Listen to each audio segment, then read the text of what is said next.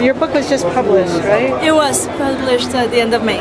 And how's it doing so far? It's done very well. I cannot be more grateful. It has been a great surprise. Tell me a little bit about your book for Manhattan Times readers. It's a novel set in Mexico. It's contemporary fiction. Both of my novels are set in current Mexico. And it's an exploration of what's happening in my country right now. It's an exploration on violence. It's an exploration on power, on corruption, and what are the forces behind this. It's a story about two brothers that are at odds with each other. It's a story about an unfortunate event that cast one in prison.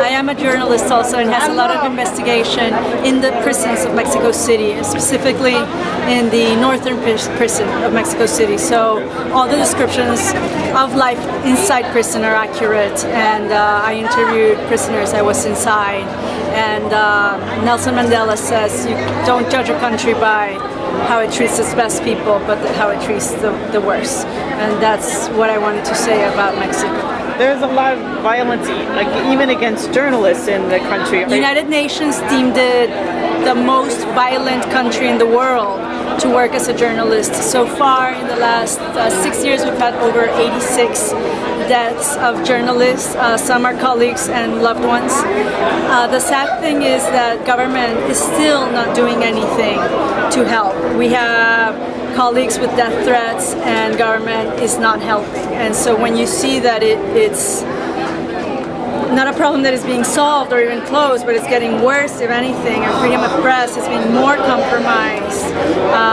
we have to speak out and say this cannot happen. But it is the truth, and that's what's happening in Mexico. What's the reaction been in Mexico for your book?